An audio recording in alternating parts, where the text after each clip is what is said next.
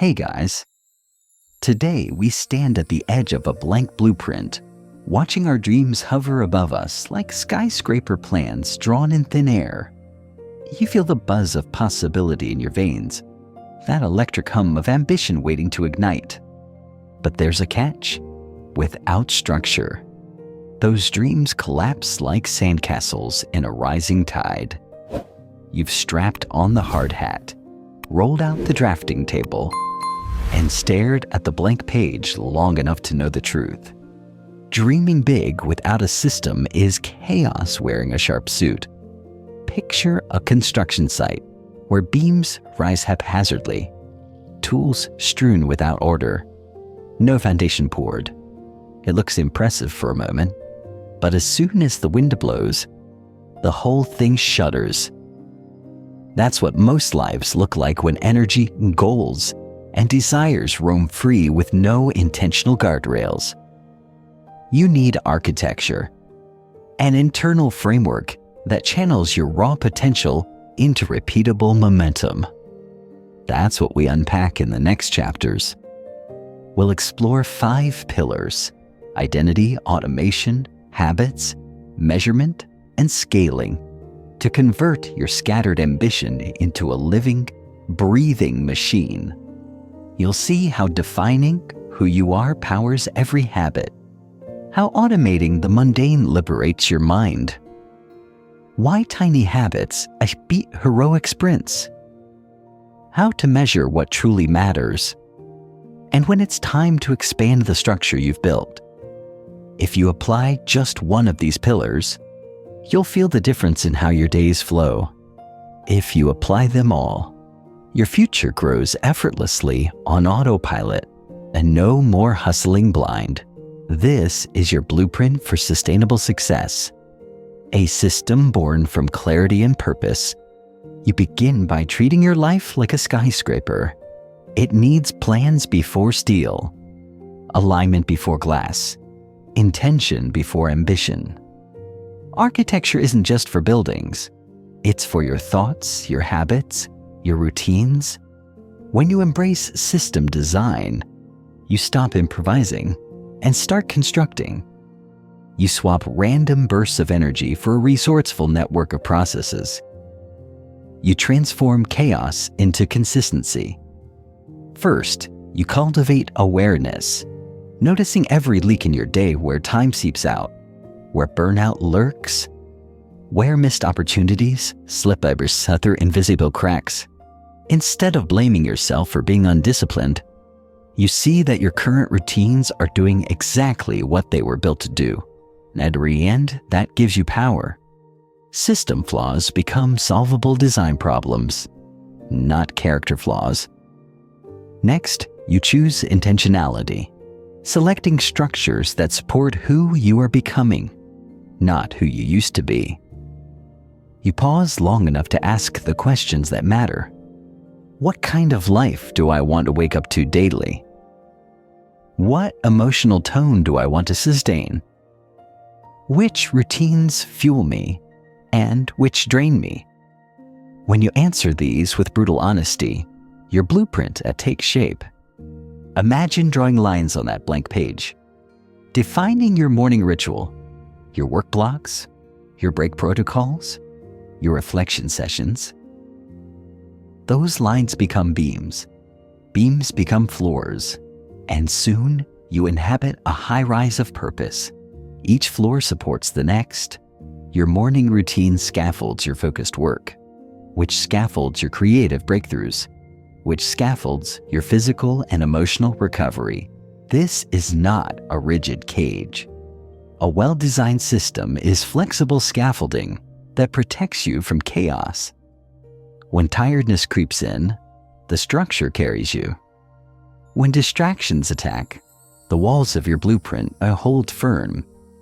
You don't need endless willpower because the system channels your energy.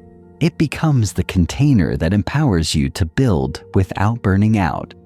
You're an architect now, and every design choice matters. Do you leave gaps in your schedule for unexpected tasks or emergencies? Do you install guardrails around your energy by scheduling breaks and recovery rituals? Do you map your long-term vision down to daily micro-routines? Each decision is a beam in your structure. Start with one corner of your life. Maybe it's your digital inbox, your morning rhythm, or how you track goals. Clean it, refine it, systemize it, one microsystem at a time. You build your blueprint. As you expand, these microsystems interlock, forming a living architecture that grows stronger under pressure, not weaker. Imagine waking up tomorrow and sliding into a morning routine so well designed that your mind awakens effortlessly. Your energy flows, and motivation is merely a byproduct. Feel the relief of knowing where your focus goes next. Hour by hour, because you drafted it the night before. That's the quiet genius of system architecture in action. You are no longer at the mercy of chaos or moods or fleeting bursts of willpower. You've drawn the blueprint, laid the foundation, and begun erecting the beams of intention. Your future is no longer uncertain. It's inevitable because it's engineered. You've laid the blueprint, and now you feel that first surge of momentum. But there's a trap ahead. Hustle culture. Everywhere you look, you're told to grind harder, sleep less, chase every opportunity until exhaustion becomes a badge of honor. You push yourself to the brink. 6 a.m. alarms, marathon work sessions, caffeine IV drips, and for a moment it feels powerful, but soon on your edges fray. Your brain sputters. Your heart pounds against a cage of stress. That's because hustle is dirty fuel. It burns fast, leaves toxic waste, and demands constant refueling. It relies on emotional spikes, a rush of adrenaline chased by a crash of fatigue. Now, imagine a different engine, one that runs on rhythm. Rhythm respects your natural cycles. It aligns your tasks with your energy peaks and valleys. It treats rest as a strategic pause, not a punishable weakness. When you build with rhythm, you don't chase frantic intensity. You orchestrate steady momentum. Your system hums like a well-tuned engine instead of rattling like an overworked machine. You notice hustle whenever you feel compelled to prove your worth through busyness. You're tempted to score your value in hours logged, late nights survived, tasks crossed off. But busyness is a mirage. It creates the illusion of forward motion while your true priorities drift. Busy work fills your schedule, but not your soul. It scatters your focus and erodes your creativity. Rhythm, by contrast, is strategic spacing. It's the pattern of output and recovery that keeps you operating at your best over the long haul. Think of a runner. Sprinters can burn out in seconds, but long-distance athletes pace themselves, alternating effort and rest. They breathe in patterns, not bursts. Likewise, you shift from sprinting through your to-do list to finding your stride. Step 1 is awareness. Track your energy for a week. Note when you feel alert, when you feel stuck, when you crave stimulation or solitude. Maybe you're sharpest mid-morning, sluggish right after lunch, creatively charged late afternoon. Map these peaks and troughs. This simple data becomes your internal compass, guiding you to align tasks with your natural rhythm. Step 2 is the calendar alignment. Open your blueprint, your calendar canvas, and block out time according to your energy map. High energy hours become deep work zones. Tackle complex problems, strategic planning, creative writing. Low energy windows become maintenance zones, quick emails, administrative tasks, brief stretch breaks, mindless chores. You aren't trading hustle for chaos. You're placing the right fuel in the right tank. Step 3 is intentional recovery. Build micro breaks into every hour. Stand, stretch, breathe, glance out the window. These pauses aren't optional. They're non-negotiable seams in your rhythm. They prevent the engine from overheating. They let your mind consolidate insights, preventing mental fatigue from gumming up your gears. Step 4 is daypart rituals. Design mini routines for each segment. Morning ritual to anchor focus. Midday reset to recharge. Afternoon ramp up to close out. Evening wind down to prepare for restorative sleep. Each ritual is a microsystem inside your larger architecture, like connecting corridors between floors. They knit your energy together so transitions feel seamless, not jarring. Step 5 is weekly cycles. Hustle urges you to chase every task relentlessly until Sunday night panic resets the cycle. Rhythm invites a weekly review ritual. You pause each Friday or Sunday evening and evaluate what flowed, what faltered. You adjust your time blocks, refine rituals, and set priorities for the week ahead. This higher level pause prevents drift. Without it, you spin in a repeating loop of busyness. As you build these layers, you'll notice the magic of compounding consistency. Rhythm multiplies your effort by removing friction. Workdays stop feeling like uphill battles against your own willpower. Instead, they become flowing sequences of challenge and restoration. You maintain energy peaks longer, creativity deepens, and stress recedes. Rhythm also guards your boundaries. With hustle, every email pings you into immediate reaction. You micromanage your life in real time, burning energy on every ding. Rhythm empowers you to batch communication. Schedule dedicated windows for Slack and email. Then close the door. Outside those windows, you're free to focus unbroken on your chosen task. You'll find that rhythm isn't lazy. It isn't an excuse to coast. It's strategic, like designing an autopilot for your brain. Hustle asks, "Can I keep going?" Rhythm asks, "How do I build something that works even when I'm not at my best?" The answer lies in embedding flow states, anchoring habits, and honoring your body's cycles. Another key principle is seasonal awareness. Your rhythm can change with projects, moods, even weather. You might crave deep work in spring's fresh energy, but need lighter tasks in the heat of summer, or introspection in the darker months. Your system isn't static steel. It's a living scaffold. You adjust frequencies, repurpose rituals, and swap priorities as seasons shift, all without abandoning the structure that keeps you grounded. You also harness energy receivers, people and media that amplify your flow. Hustle drags you into every argument, reaction, or comparison. Rhythm invites you to curate inputs, aligning with stimuli that elevate your focus rather than fragment it. Maybe you listen to a specific playlist for deep work, read a daily insight email right after breakfast, or meet a mentor weekly for inspiration.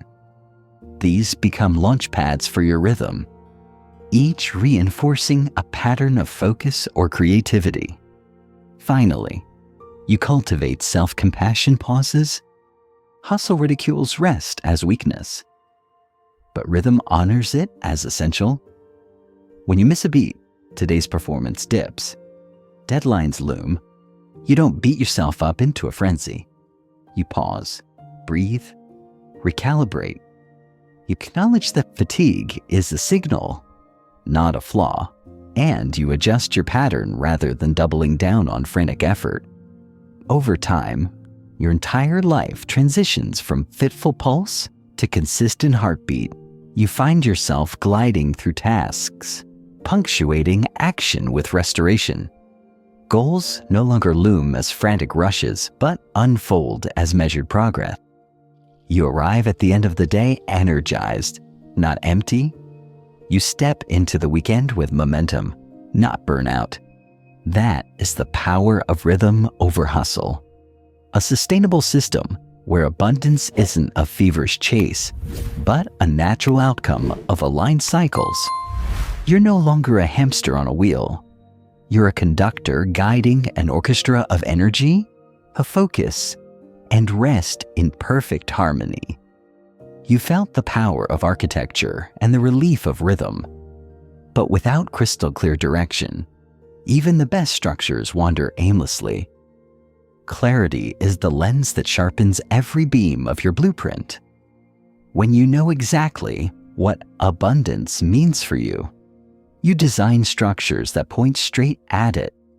Otherwise, you build hollow towers that glitter in the sun but crumble under stress. Abundance is not a vague buzzword. It's a precise destination you must articulate in tangible terms. Begin with radical specificity. Paint a vivid picture of your ideal life. Where do you wake up? Who's beside you? What project are you diving into first? How many hours of focused work fuel your sense of contribution?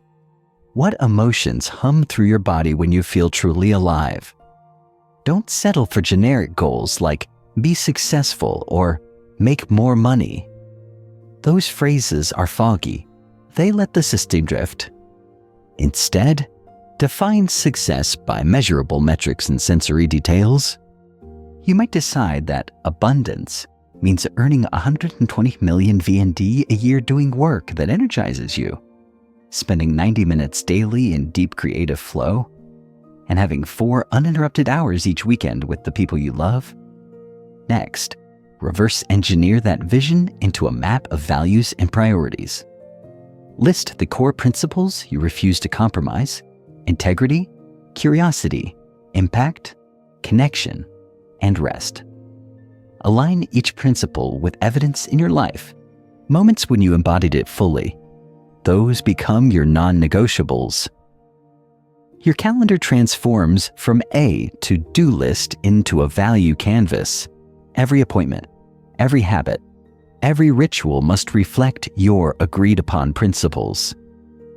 If something isn't tethered to your defined abundance, it doesn't get space in your schedule. With your destination anchored, it's time to engineer your identity. Clarity alone ignites motivation, but identity cements consistency. If your self-story is fragmented, if you secretly believe you're not a morning person or too scattered to follow through, no structure will hold. Your internal narrative is the first system you live inside. Every habit, every routine, and every automation passes through the lens of who you think you are. A misaligned identity creates friction.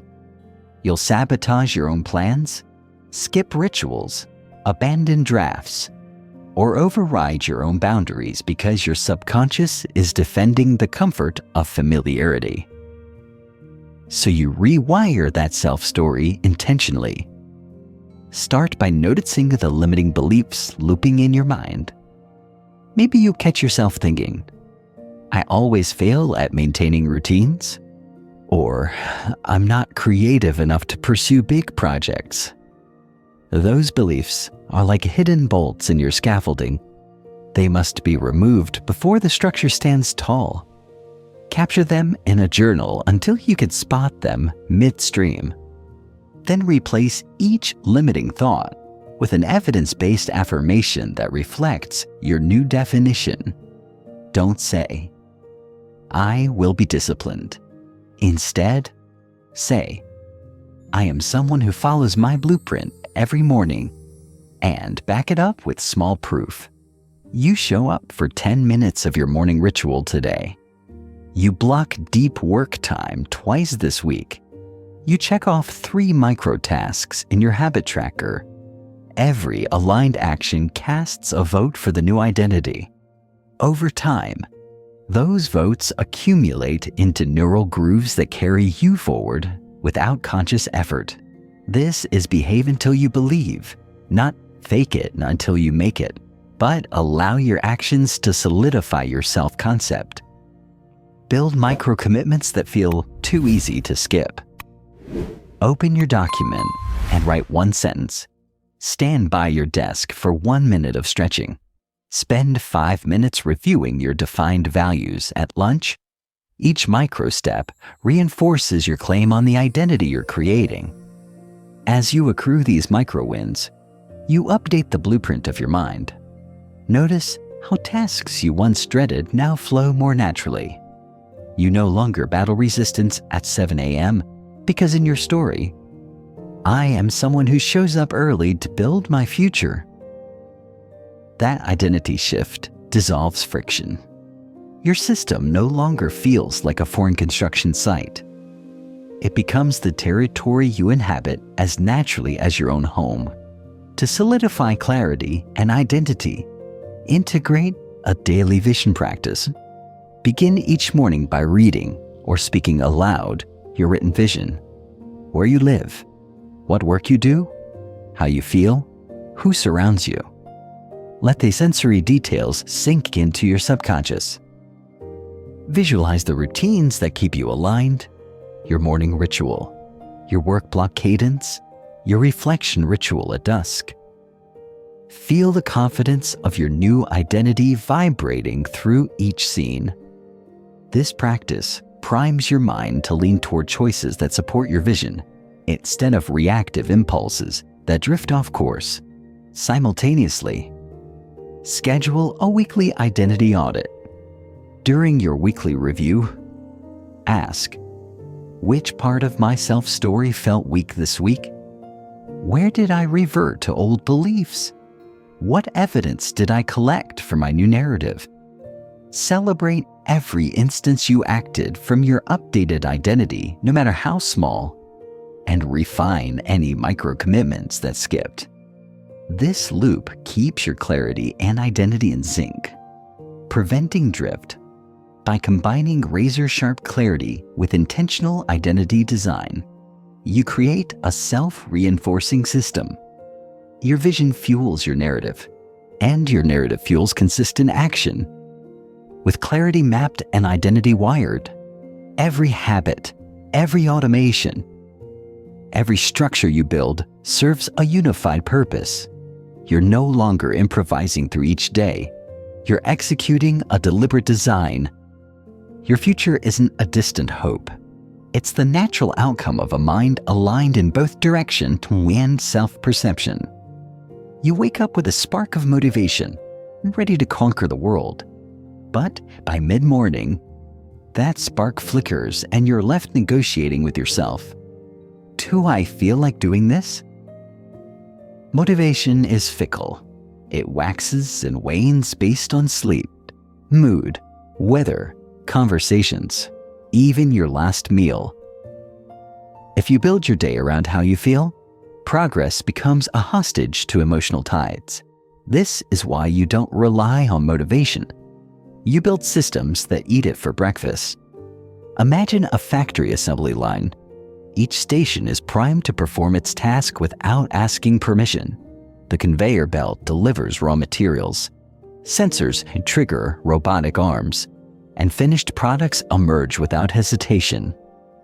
You want that kind of autopilot for your key behaviors. When your system is designed right, you no longer negotiate or debate. You simply act. Habits become mechanical defaults, not discretionary decisions. Step 1 is detection. Identify the handful of behaviors that move your life forward, your keystone habits. Maybe it's writing 300 words daily, 5 minutes of stretching each morning, or a 10-minute financial review each Friday. List them. These are the tasks that, when repeated consistently, cascade into broader change. They deserve non-negotiable status in your blueprint. Step 2 is simplification. Break each keystone habit into its smallest possible action. The micro-commitment. If it's writing, reduce it to open document and write one sentence. If it's stretching, start by standing and reaching for the ceiling. When the behavior is tiny, inertia works in your favor.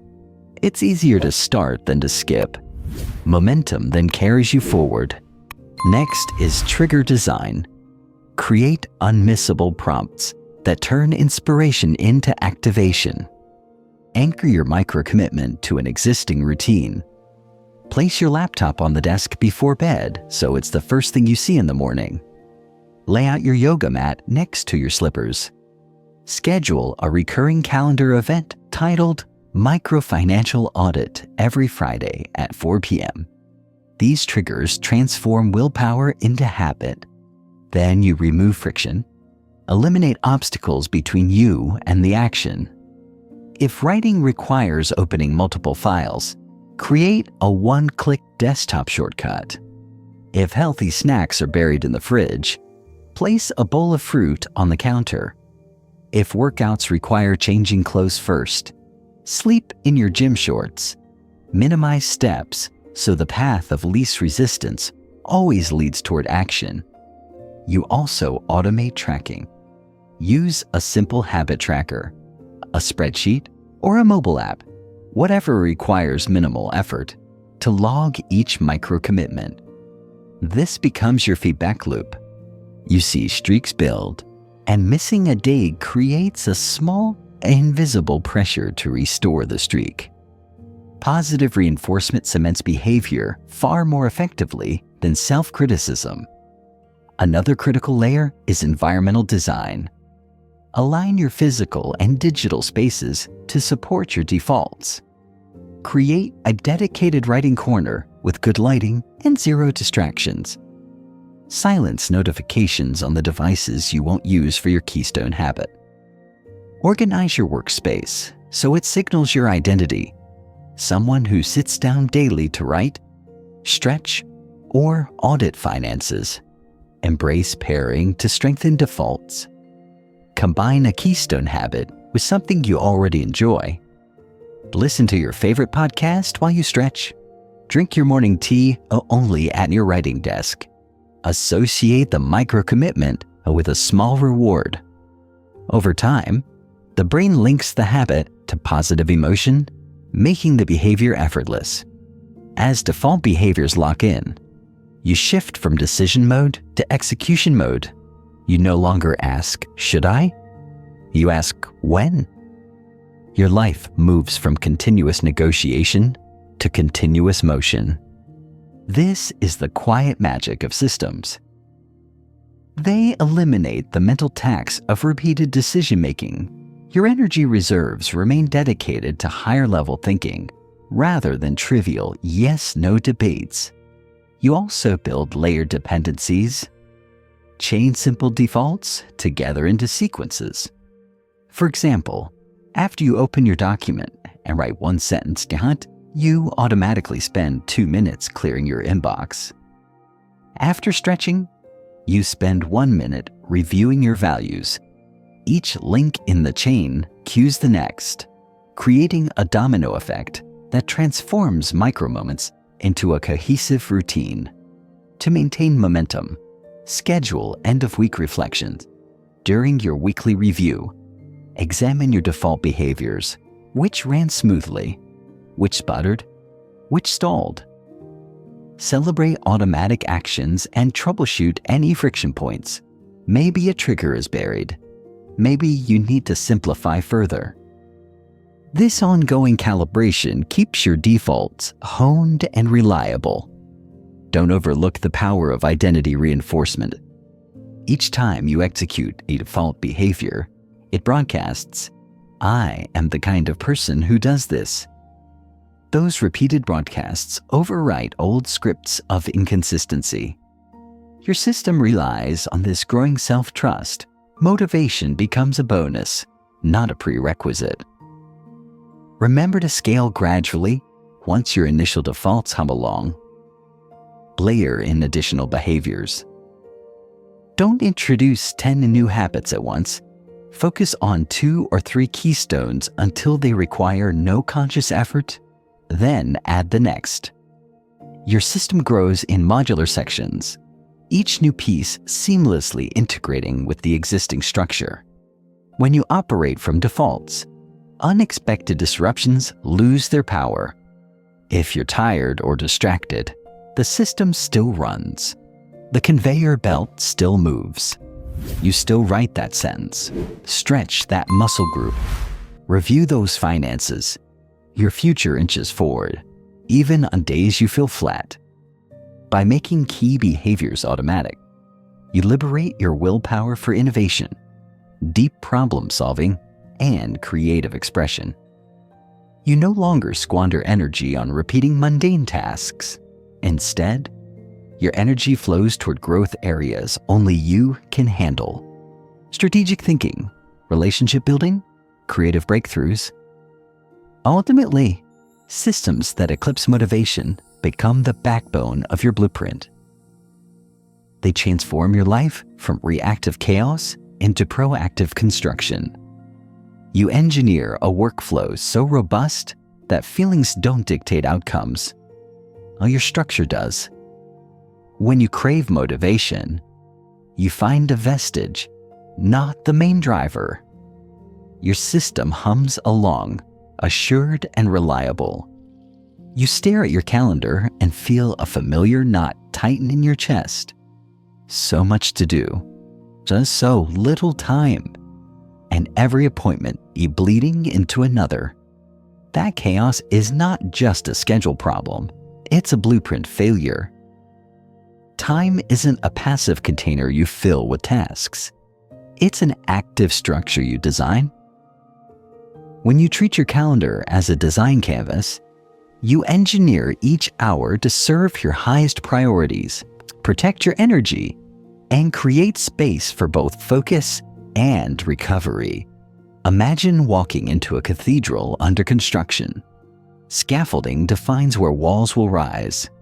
Beams mark where ceilings will span, and pathways guide workers from one zone to the next.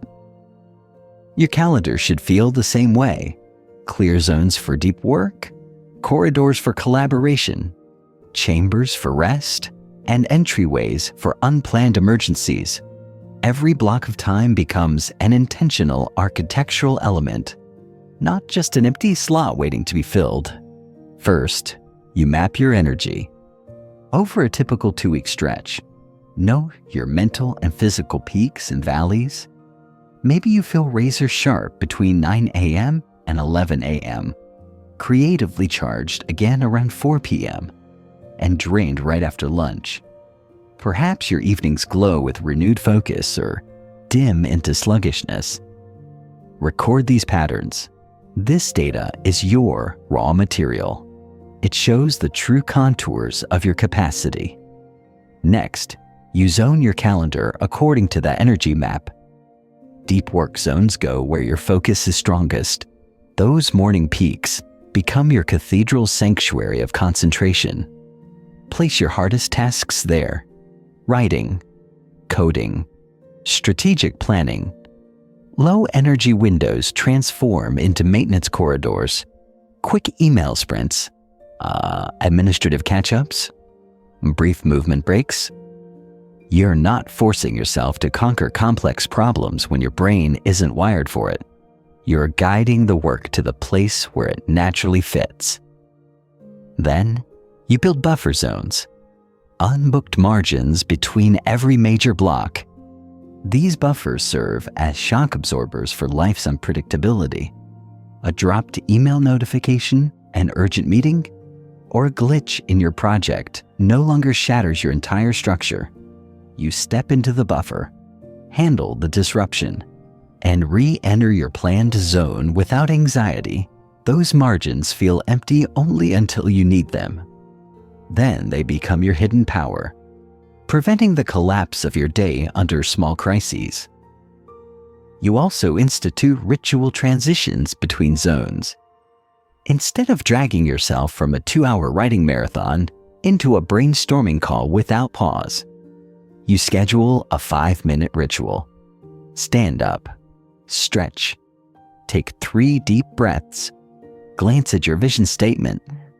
This mini ritual is a structural hinge that resets your mind. It's a deliberate handoff from one type of work to another, preventing the emotional whiplash that kills productivity and creativity. Your calendar becomes a living blueprint when you layer in weekly reviews. Every Sunday evening, or whenever your energy naturally dips into reflection, you pause and inspect the past week's structure. What zones flowed smoothly? Where did you feel friction? Which buffer zones got consumed by emergencies? You adjust next week's canvas accordingly. Shift deep work blocks earlier, expand recovery margins, or repurpose a collaboration zone into solo focus if necessary. This iterative design process keeps your time system adaptive, not rigid. Don't overlook time anchoring. Just as a building needs fixed pillars, your day needs anchors, non-negotiable elements you schedule first. Your morning ritual, daily exercise slot, lunch break, evening wind down, and weekly planning session are pillars you protect at all costs. Everything else slots around these anchors. When you honor these fixed points, you maintain structural integrity. Your day retains shape even when every other element jostles. To guard your anchors, you practice intentional boundary setting. You color code your calendar. Red blocks for deep work, no interruptions. Green blocks for collaboration, open to meetings. And gray blocks for flexibility, buffer, or overflow. You share your availability transparently, letting colleagues know when you're in a red zone. Over time, people learn not to ping you during your sanctuaries of concentration. You reinforce boundaries by declining or rescheduling anything that conflicts with your anchors, preserving the soundness of your entire schedule. Beyond daily blocks, you shape monthly and quarterly structures. These higher-level zones guide your longer arcs, monthly themes for creative projects, quarterly planning sprints, and buffer months for rest or skill development. You lay these out on a year view canvas, ensuring that your microsystems align with the macro vision you defined earlier. This multi-scale design ensures your weekly sprints serve the broader cathedral you're building, not just the next brick. Your calendar is not just about work. It must also shelter your recovery system. You schedule 2 types of rest, active and passive.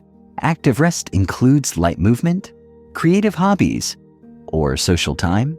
Passive rest covers meditation, naps, or digital detox. You treat these blocks with the same respect as your most important meetings. Recovery isn't a to-do distraction. It's a vital structural component.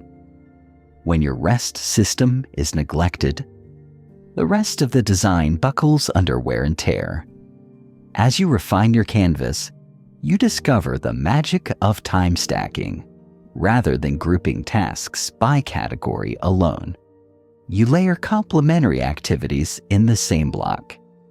After you complete your deep work session, you might stay at your desk for a brief triage of emails specifically related to that project. That eliminates context switch drag.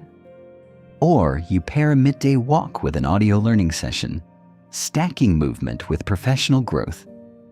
Time stacking eliminates transition waste, making every block more efficient without adding pressure. You also practice empty block design, scheduling intentional windows with no agenda, reserved for creativity, reflection, or urgent problems that emerge. These moments feel like open squares on your blueprint, but they're not gaps. They're strategic reserves. When inspiration strikes, you capture big ideas. When emergencies erupt, you absorb them gracefully without invading your core anchors. To prevent over-optimization, you schedule buffer weeks each quarter, lighter weeks that allow the system to breathe. In these weeks, you lean more heavily on recurring defaults and micro-commitments rather than ambitious deep work blocks. This seasonal taper mirrors athletic training. Built-in recovery prevents burnout and supports long-term resilience. Every refinement you make stems from data and reflection, not guesswork. You treat your calendar like a code repository, version controlling adjustments and rolling back changes that create instability. Over time, you accumulate a stable, high-performance schedule architecture that demands less daily maintenance. You find that this design approach shifts how you perceive time. Instead of feeling chased, you feel guided. Instead of battling hours, you pilot them. Your day unfolds with quiet efficiency. You move from one zone to the next, anchored by rituals, buoyed by buffers, and powered by your energy peaks. Distractions still appear, but they meet your design defenses and either bounce off or get woven seamlessly into your structure. Best of all, your calendar becomes a source of calm rather than anxiety. You open it each morning knowing exactly where your focus goes, when you'll recharge, and how you'll protect your priorities. This clarity frees your mind to dive deep into creative work, strategic thinking, and meaningful collaboration.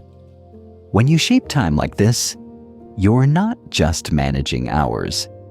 You're constructing the very environment in which your future arises. Every block, every buffer, every boundary is a beam in the cathedral of your life. As you settle into this time architecture, you begin to work not harder, but smarter, realizing that your most valuable resource isn't minutes, it's intention. Your mind is an engine, and inputs are the raw materials fueling every thought, emotion, and action. When you pour unfiltered data, random social feeds, toxic conversations, clickbait headlines into that engine, you manufacture noise, distraction, and self-doubt. But when you curate your inputs intentionally, you supply high-octane fuel, ideas that inspire, people who uplift, content that educates. This is how you engineer quality output instead of reactive chaos. First, you become an attention gatekeeper. Notice every time you scroll news or social media without purpose. Each swipe trains your brain for novelty over depth, sensation over substance. You replace aimless browsing with a curated consumption plan. Choose 3 high-quality sources of books, podcasts, and newsletters that align with your defined vision. Subscribe only to these. Schedule specific windows for consumption. 15 minutes of reading after breakfast, 1 podcast episode during your midday walk, a concise video or article before winding down. Outside these windows, silence or block the apps that pull your attention away. And next, you audit your social ecosystem. Who you spend time with often shapes what you believe possible. Toxic relationships drag your energy into negativity. Hopefully driven people transmit optimism and accountability. List your top 5 most frequent interactions, colleagues, friends, family, online communities. For each, ask, after engaging, do I feel inspired to act or drained of motivation? Seek out at least 2 intentional input allies, people whose presence fuels your focus, challenges your thinking, or simply reminds you of your vision. Schedule regular one-on-one check-ins or group discussions that center on growth, not gossip. Gradually dial back exposure to energy vampires and reactive conversations. Your digital environment is next. Open tabs, unread notifications, overflowing inboxes. They're like hoses spraying arbitrary data onto your engine, flooding you with interruptions. You design a clean digital cockpit, consolidate essential tools, archive or unsubscribe from low-value mailing lists, and turn off non-critical badges and alerts. Create 3 focus profiles on your device: a deep work mode, a creative flow mode, and a social mode, each with only the apps and tabs relevant to that state. Switch profiles deliberately so you can't accidentally slip into distraction. Another powerful tactic is input bundling. Just as you stack complementary tasks in your calendar, you group related inputs into single sessions. Instead of flipping between half a dozen newsletters throughout the day, you dedicate a learning block once or twice a week. You read 3 curated articles, listen to 1 podcast chapter, and jot down 2 key insights. This prevents the constant drip of information that fractures focus and instead creates concentrated bursts of high-quality nourishment. You also build input boundaries around critical zones. Identify your deep work sanctuaries, morning, afternoon, or late night, and declare them sacred. During these periods, you close tabs, silence notifications, and inform collaborators of your do not disturb status. Use a simple timer or a dedicated focus app to enforce these boundaries. Over time, your mind learns that when the boundary is drawn, no input can breach it. Your concentration remains inviolate. Don't neglect environmental inputs beyond screens and people. Your physical space sends subtle messages to your subconscious. A cluttered desk whispers, "Your mind can handle chaos," triggering scattered thoughts. A clear workspace signals, "Focus here." Declutter surfaces, organize tools, and place inspiring objects, or your vision statement, a favorite book, a photo that reminds you of success within sight.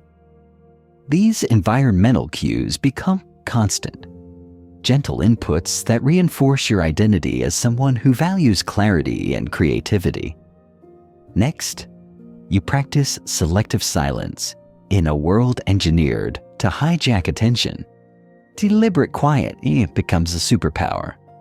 Carve out daily quiet windows, even if just 5 minutes in the morning or evening. Sit without screens, without music, without conversation. Let your mind settle. In that silence, your brain processes deeper connections between ideas, unearths creative insights, and resets emotional reactivity. This silence isn't absence, it's a separator that preserves signal from noise. Simultaneously, you cultivate purposeful input rituals. For example, before starting work, you practice a micro-inspiration ritual. Read 2 pages of a strategic book. Jot 1 actionable idea. Then transition into your first task. Or at the end of the day, you engage in an evening digest. Scan a single, high-quality newsletter that summarizes global trends relevant to your vision. These mini rituals ensure that each input session triggers inspiration and not a distraction. Your system also includes critical discriminators. When you encounter new content, an article link, a conversation invitation, a YouTube suggestion, you pause and query, does this serve my ultimate vision right now? If not, you defer or decline. You train yourself to say no to inputs that dilute your energy. This simple filter reduces digital clutter and mental overwhelm. To maintain this curation over time, you implement input reviews during your weekly and monthly reviews. Which sources delivered the highest ROI and insight? Which conversations sparked the best follow-through? Which apps or channels slipped under the radar and drained energy? Based on these reflections, you prune or reinforce inputs. This iterative pruning keeps your intake lean, relevant, and potent. Don't forget input integration moments. Whenever a powerful idea or resource emerges, you capture it systematically. Bookmark articles in a dedicated growth vault. Clip book passages into a note-taking app, or record voice memos of fresh thoughts. You schedule a weekly integration block to transform raw inputs into actions, summarizing key lessons, playing experiments, sharing insights in your network. This ensures that consumption leads to creation, not stagnation. You also build input layering. Align your media diet across sources. Read a foundational book on your core topic. Follow up with a podcast interview of a leading practitioner. Then attend a webinar for deeper tactics. Each layer builds on the previous, creating a scaffold of understanding. You avoid one-off snippets that leave you with scattered fragments. Instead, you cultivate depth. Your curation extends to social media communities. Instead of passively lurking in chaotic groups, you join or create micro-communities focused on high-trust, high-value discussions, like a private mastermind chat, a curated newsletter exchange, or a weekly video call of peers committed to system building.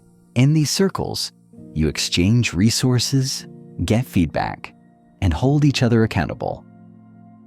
This transforms social media from a distraction sink into a productivity accelerator. Another tactic is input time boxing. You assign each category of input, news, social, learning, a fixed weekly allotment. For example, 30 minutes on Monday morning for world news, 30 minutes on Wednesday evening for industry updates, and 1 hour on Friday afternoon for deep reading. These strict time boxes prevent inputs from bleeding into focus zones and protect your priority rituals. As your input system evolves, you watch your mind grow clearer, your ideas taste richer, and your actions sharpen.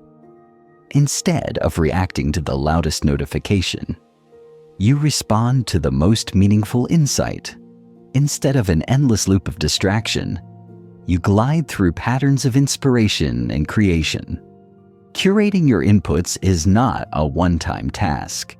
It's a living architecture that adapts as your vision and identity evolve. New projects demand new resources. New seasonality calls for fresh perspectives. And your personal growth reveals blind spots you once missed. So you maintain vigilance, always scanning, always refining, ensuring that the materials fueling your engine remain pure, potent, and purposeful. When you master input management, you stop being a sponge, soaking anything that lands nearby. You become a sieve, letting only the most valuable information pass through. Your mind becomes a crucible that forges high-quality output instead of a landfill of half-formed ideas. With this foundation of curated inputs, every subsequent system you build, habits, time, automation, scaling, operates on clean, reliable fuel. Your engine runs smoother, your focus deepens, and your creative potential unlocks. You no longer chase every shiny object. You guide your attention toward what truly matters, powering a future that grows effortlessly from the inside out. You've curated your inputs and set your habits on autopilot. Now it's time to amplify your impact by building once and benefiting daily. Think of this as constructing a piece of infrastructure that yields returns every morning, week after week, without requiring you to reinvent the wheel. When you automate or template repeated tasks, you multiply your future capacity, freeing mental bandwidth for creative, high-leverage work. Imagine a solar panel array on the roof of your life. You invest effort one day to install the panels, and from that moment onward, they quietly harvest energy each sunrise without further toil. That's the logic of build once, benefit daily. You identify recurring problems or opportunities. Then you engineer solutions that run automatically or with minimal oversight. The first step is observation. Take a week or two to track your repetitive tasks: daily email tidying, weekly reporting, monthly invoicing, even meal planning or personal budgeting. List every task you perform more than twice a month. Next, you prioritize these candidates by frequency and impact. A task you do every day but takes only 2 minutes may deserve a simple checklist. A weekly 1-hour task might benefit from light automation. A monthly 2-hour task could merit a detailed template or a delegated process. Rank the tasks. Focus first on high-frequency, high-time cost activities where a small upfront investment pays the biggest dividends over time. Now, for each prioritized task, you choose a system solution. There are 3 main archetypes. 1. Templates and checklists. For tasks with consistent steps, like writing a weekly summary report or planning your social media calendar, you draft a 1-page template or a step-by-step checklist. Store it in a central folder or a digital note that you can duplicate with 1 click. The next time the task arises, you copy the template, fill in the blanks, and you're done. No more blank page paralysis. No more wondering, what did I do last time? Checklists also serve as cognitive offloading. You trust the structure instead of relying on memory. 2. Automations and integrations for digital workflows.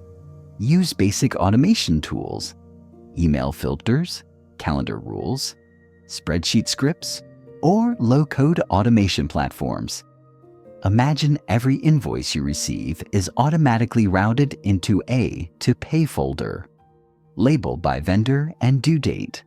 Or picture your daily bullet journal entry triggered by a nightly script that compiles tasks due tomorrow. These automations require an initial setup, mapping triggers, defining actions, testing edge cases, but once live, they run quietly in the background, handling routine data flows so you can focus on exceptions and strategic decisions. 3. Delegation and handoffs. Some tasks are better suited to other people or services, virtual assistants, specialized software, or collaborators. Once you've documented the process in a clear standard operating procedure, SOP, you train your delegate to follow it. The SOP includes every nuance, naming conventions, file paths, decision criteria. Each handoff is a one-time effort to teach, review, and refine. After that, the task moves out of your queue entirely. You check reports occasionally, provide feedback, and then allow the system to run without you. With your system archetype selected, you execute design sprints to build each solution. Schedule these sprints in your calendar, treating them as high-value projects. Block focused time, 2 to 4 hours, during your deep work zones. Bring all required resources, existing files and software access, documentation tools. Move through each step deliberately. Document the current process. Outline the system design. Build or delegate. Test thoroughly, then finalize. Celebrate completion of each sprint. This is you earning back hours, days, or even weeks of future work. After deployment, you integrate feedback loops. For templates, record how many minutes they save you each use. For automations, log any errors or exceptions that surface. Then refine your scripts. For delegation, schedule brief check-ins during the first few cycles. Then taper off as your delegate gains proficiency. This continuous improvement ensures your systems remain robust even as conditions shift. One of the most powerful patterns is batch creation. instead of drafting one template at a time. Group similar tasks into a batch sprint. For example, spend 2 hours creating or updating all your quarterly report templates in one sitting. Or build a suite of email filters for every vendor invoice in a single session. This batching approach saves context switch costs and accelerates your progress. Another high-leverage tactic is parameterization. Rather than hard-coding values into your template or script, you design fields to be dynamic. Your project brief template might prompt you to fill in project name, objective, deadline, and stakeholders. While the underlying structure remains unchanged, when automating, use variables that link to your master data source. So, when you add a new project into your central spreadsheet, the automation picks it up automatically. Parameterization keeps your systems flexible and future-proof. You also adopt modular thinking. You break complex processes into independent modules: data ingestion, formatting, review, and distribution. Then build or delegate each module separately. This improves maintainability. If one module fails, you only fix that portion without breaking the entire chain. Modular systems scale more easily because you can replicate, replace, or upgrade modules without redesigning the whole. To ensure you maximize benefits, schedule system utilization reviews. During your weekly or monthly review, inspect each live system. Confirm templates still reflect current requirements. Check that automations haven't broken after a software update. Verify that your delegate is still following the SOP. You document any tweaks and assign a brief sprint for refinement. Over time, your system library remains fresh and aligned with your evolving priorities. As you accumulate system assets, you start experiencing compound returns. A 10-minute automation today saves 12 minutes every week, growing into 10 hours a year. A one-page checklist that saves 2 minutes per day compound into 65 hours over a month. That recovered time funnels into new sprints, new systems, and eventually, new growth pathways. Your initial investment snowballs into exponential capacity. Importantly, system building is not about eliminating all manual work. It's about elevating your focus. You deliberately offload repetitive tasks so your attention concentrates on strategic activities, big picture planning, creative innovation, relationship building. You spend less time firefighting minutia and more time shaping the future you defined earlier. Another key pattern is system chaining. You link systems together so outputs from one become inputs to the next. For instance, your weekly project status template automatically feeds into your monthly performance review automation, which in turn updates your quarterly vision dashboard. This chain of systems creates a seamless data flow from microtasks to macro strategy, closing the loop between action, measurement, and adaptation. As your system network grows, you maintain a systems inventory, a living document that catalogs each template, automation, an SOP, batch, and integration. You include metadata, date built, purpose, expected savings, responsible owner, and last review date. This inventory is your central nervous system for system management, making it easy to onboard new team members, audit processes, or spin up fresh projects. Finally, you cultivate a builder mindset. Whenever you encounter a friction point, an inefficiency, a repetitive annoyance, you ask, how can I build once so this never slows me down again? That question becomes your default orientation. You stop accepting broken processes as permanent. You repurpose frustration into a design challenge. In this way, your life transforms from a series of one-off sprints into a sustainable engine of growth. You invest time up front to craft high-leverage infrastructure, then calmly watch your automatic systems deliver value each day. You become the architect of compound returns, not merely a participant in the drain of endless tasks. Your blueprint now includes not just routines and calendars, but a full suite of system assets, templates, automations, SOPs, delegations that hum along in the background. As you step away from day-to-day maintenance, you gain perspective on what's working, what needs scaling, and where your next big opportunity lies. When you build once and benefit daily, you stop trading time for output. Instead, you trade effort once for returns forever. Your future productivity becomes inevitable because it's engineered. You've built infrastructure that returns value daily. And now your system is humming, but what exactly are you building toward? Wealth isn't a single tally at the bottom of your bank statement. It's a multi-tank engine powering every dimension of your life. When you redefine wealth across money, energy, relationships, and time, prosperity stops feeling like a one-off payday and starts flowing naturally from your aligned systems. First, you expand your wealth map beyond financial metrics. Open your blueprint and sketch 4 core reservoirs: financial wealth, income, savings, investments, and the freedom they afford.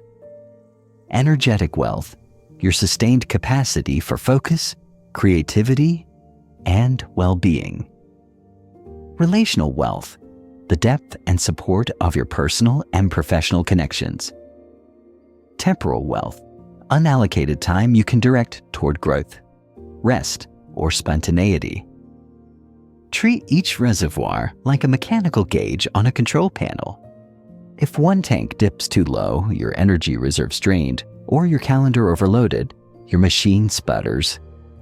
The goal is not to max out every gauge at once, but to keep them all within operational range. You monitor levels, adjust inputs, and let your systems refill what's depleted. Next, you assign metrics and targets to each reservoir, translating abstract concepts into actionable data. For financial wealth, you define a monthly savings rate or a passive income target. For energetic wealth, you track average sleep quality, and midday energy scores, or percentage of days you hit your recovery rituals. For relational wealth, you log hours spent in meaningful conversation, number of supportive check-ins, or quality metrics, like how often you feel genuinely heard. For temporal wealth, you quantify unbooked hours per week or the percentage of time you enjoy freedom from scheduled obligations. These metrics feed into your existing system of habit tracking and calendar design, creating a wealth dashboard you review in every weekly and monthly review. With your reservoirs charted, you engineer refilling mechanisms for each. Automate financial flows. Set up direct transfers to savings and investment accounts immediately upon payday. Automate debt payments and recurring contributions so that money moves without conscious effort. Use low-cost robo-advisors or simple index fund ladders to reinvest spare change or spare capital. You build a one-time configuration, your financial solar panel, and let compound interest generate returns every day thereafter. Systemize energetic recovery, embed microbreak rituals into your deep work and collaboration zones. Automate alerts or environmental triggers, like soft light changes or gentle chimes that cue brief walks, hydration, or breathing exercises. Create a nightly wind-down sequence that you initiate via a smart home toggle. Dim lights, play calming sounds, disable notifications.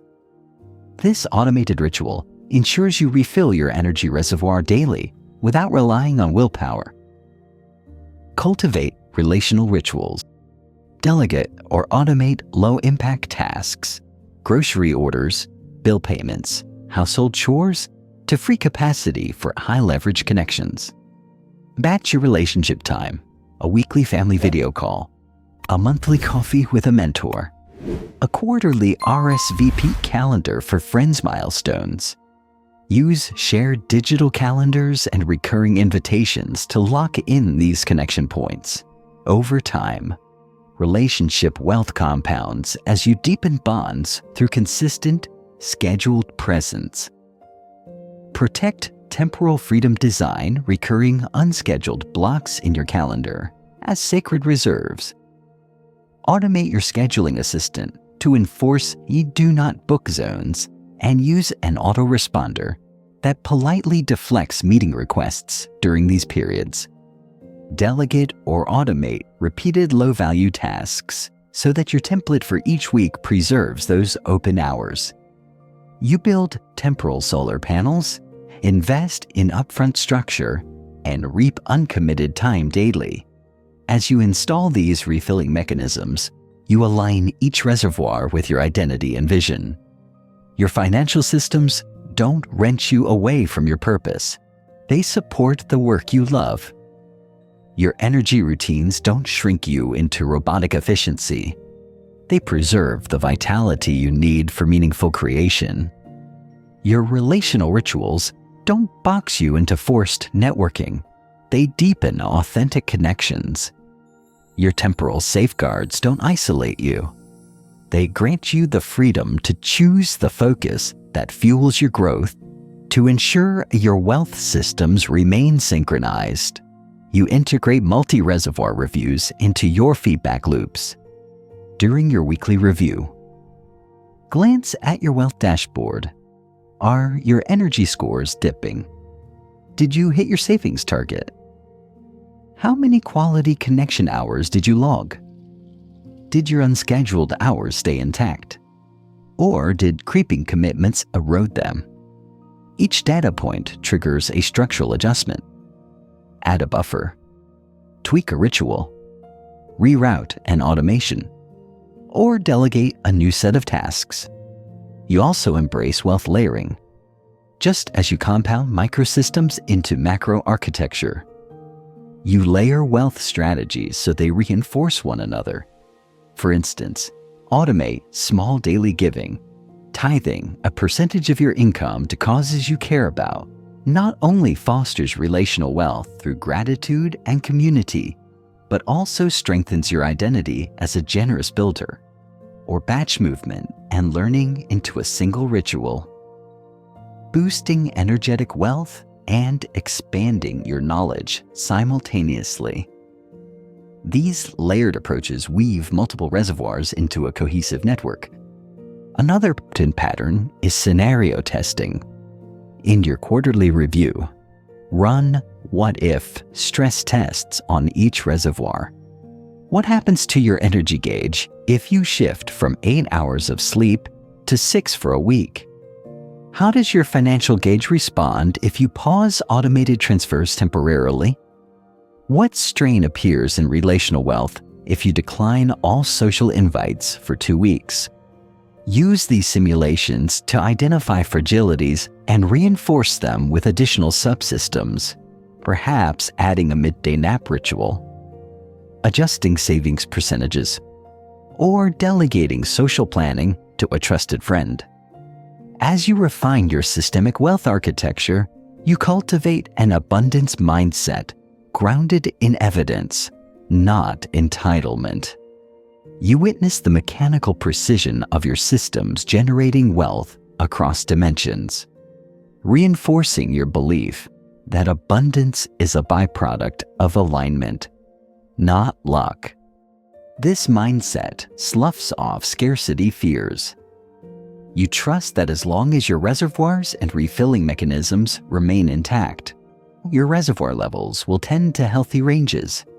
Your final step is to celebrate cross-reservoir milestones.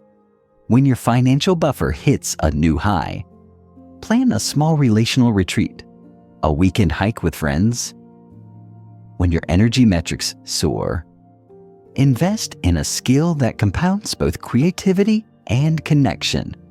Like a writing workshop, these festival moments cement the interdependence of your wealth dimensions, weaving them into a unified tapestry of prosperity. By redefining wealth broadly and engineering refill systems for each reservoir, you transform prosperity from a frenetic chase into a sustainable flow. Your blueprint now includes not just efficient routines and automation, but a full wealth engine that hums quietly, day in and day out, fueling every aspect of your life with aligned abundance. You've architected routines, rhythms, clarity, and core systems, but if your surroundings and tools don't align, even the best structures buckle under stealth sabotage. Your environment is the scaffolding for every habit and process, and the tools you choose are the power tools that drive your construction. When you design both with intention, your space and your gear become silent allies, reinforcing your blueprint instead of undermining it. Begin with a space audit. Walk through each zone where you work, rest, and create. Notice cluttered surfaces, tangled cables, and visual noise that signals chaos. Listen for recurring distractions, dings, chatter, ambient traffic that fracture your focus. Jot down every friction point, the squeaky chair you dread sitting on, the glare on your screen that strains your eyes, the corner where your phone's notifications hijack your attention. Treat this audit like a structural inspection, identifying weak beams and loose bolts that demand reinforcement.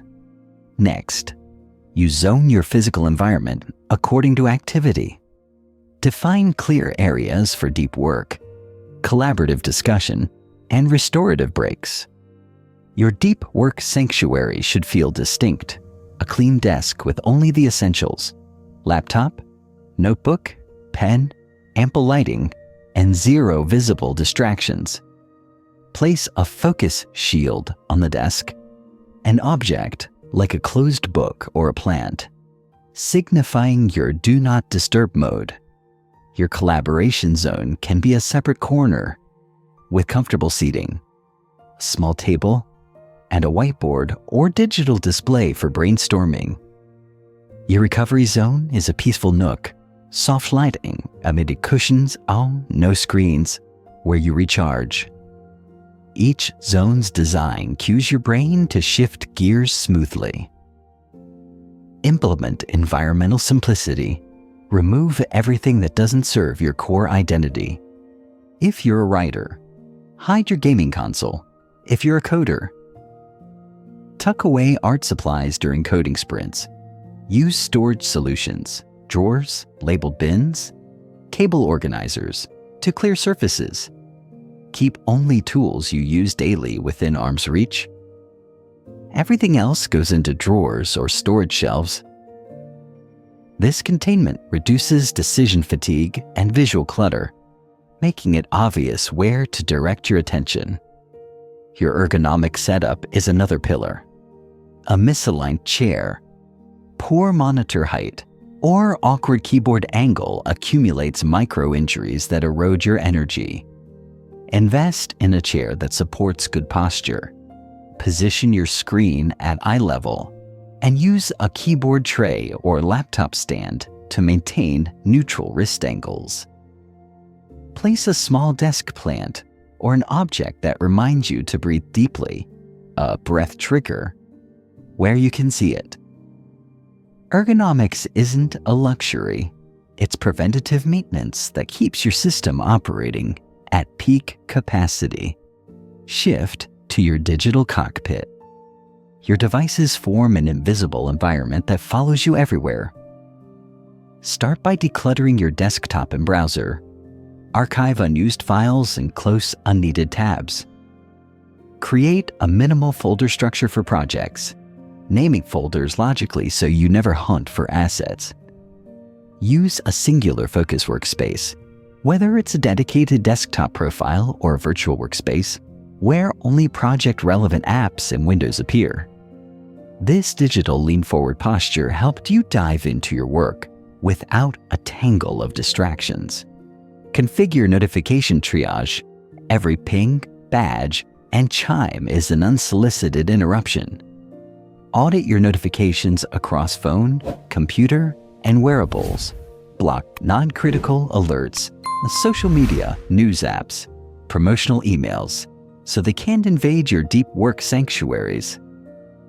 Allow only high-value notifications, urgent messages from key collaborators, server alerts, or personal safety apps to bypass Do Not Disturb.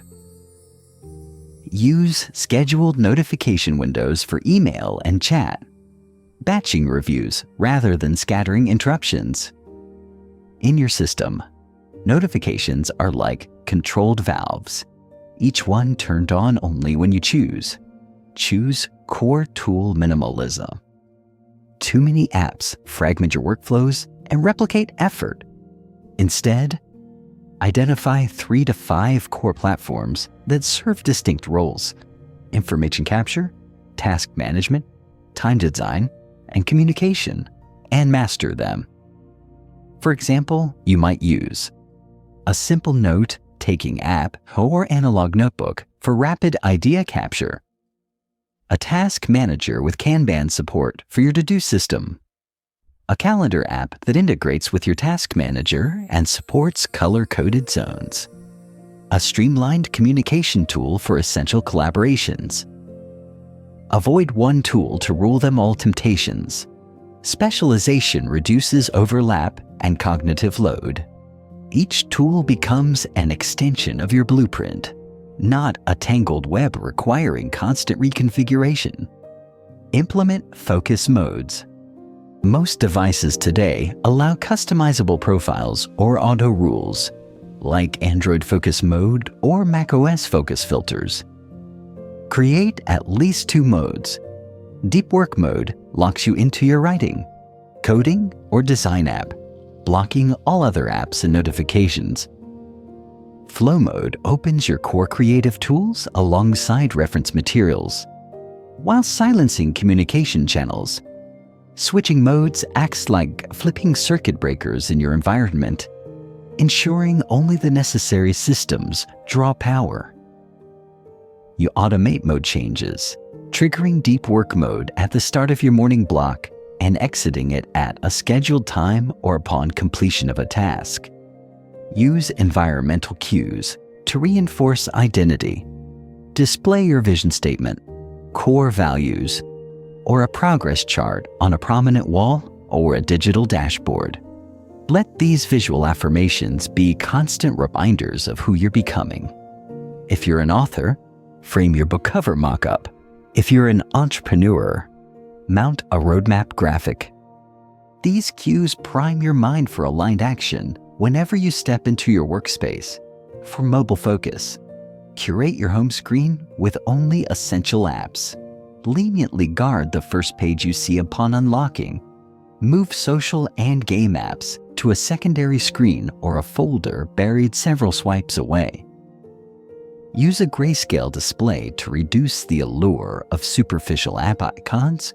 Your phone becomes a lean device that surfaces only what aligns with your system, not a siren calling you to chaos. Streamline your physical toolkit. Designate one drawer or shelf for your high-leverage tools, favorite pen, reliable headset, reference books. Label these clearly so you can grab them blindfolded in a pinch. Everything else goes into a tool pool, accessible but not visible during focus zones. This compartmentalization is like a mechanical parts bin. You know exactly where to find what you need without rummaging.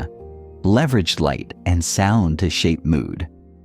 Install adjustable lighting that transitions from bright, cool tones during deep work to warmer, softer hues during creative or reflection zones. Use a simple audio system, speakers or noise-canceling headphones, to play ambient tracks or white noise that anchors focus. Automate lighting and sound scenes with a smart home app or a dedicated switch so you never have to fiddle with sliders mid-session. Your environment and tools also benefit from periodic resets. Schedule a quarterly workspace scrub, a 2-hour sprint to declutter surfaces. Archive old files, update software, and test automation scripts. This ritual keeps your scaffold sturdy and your power tools well maintained.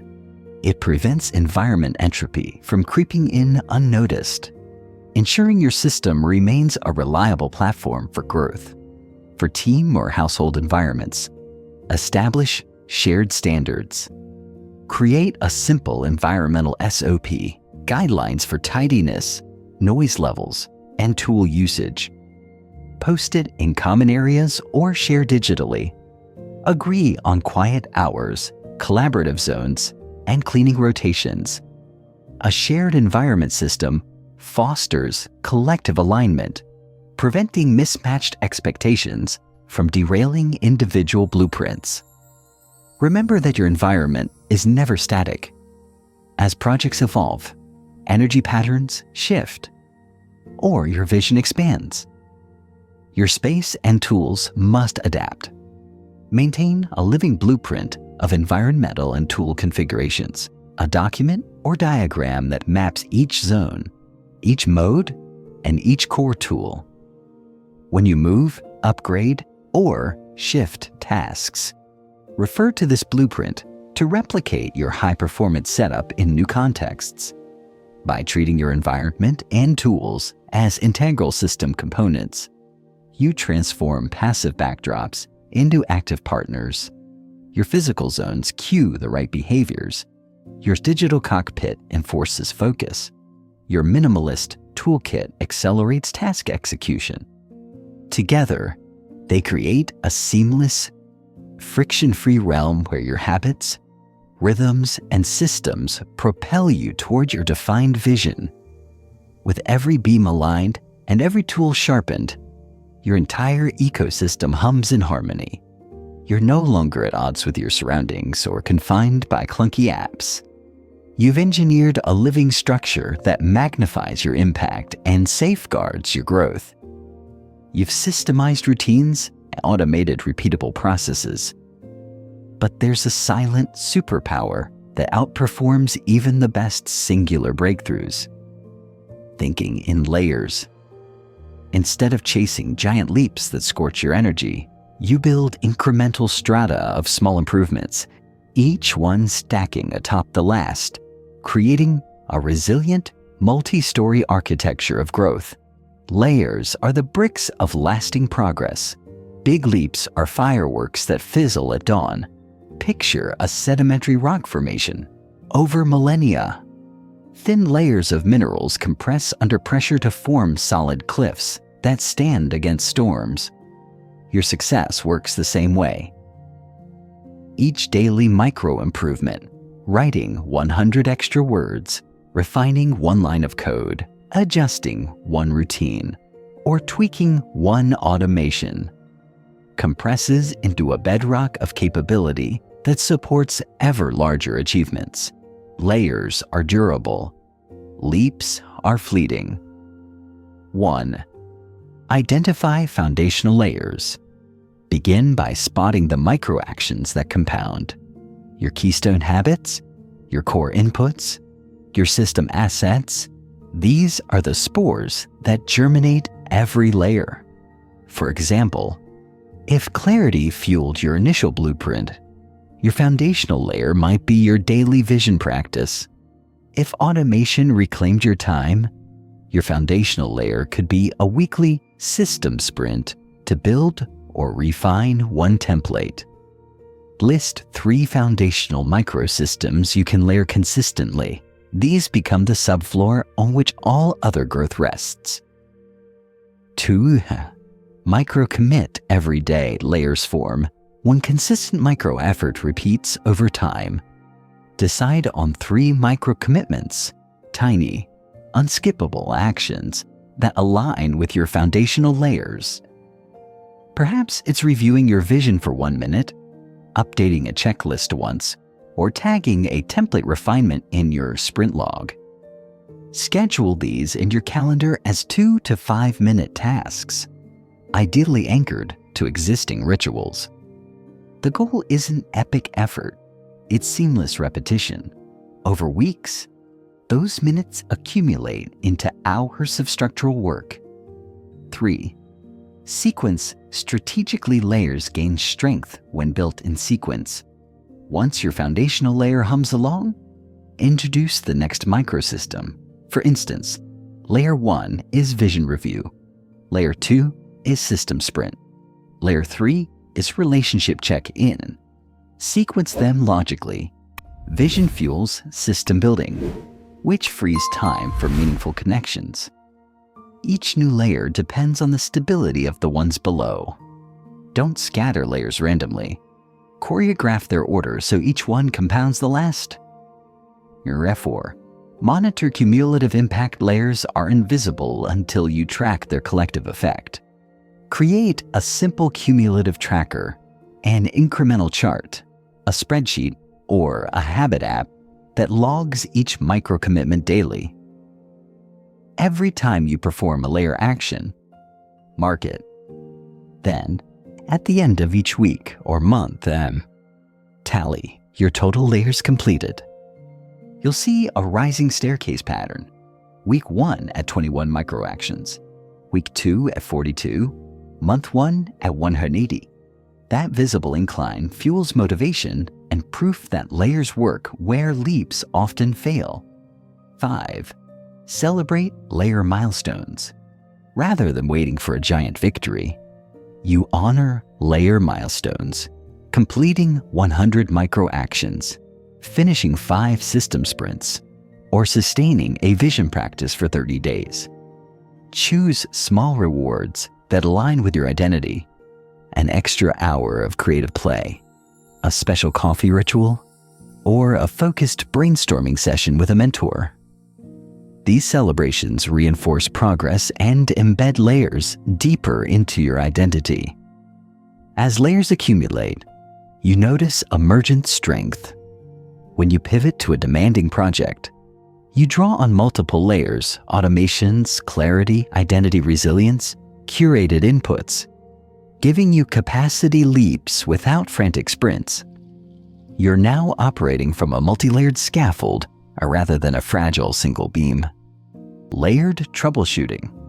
When friction appears, it often arises in a specific layer, not the whole system. If your creative output falters, examine the input layer.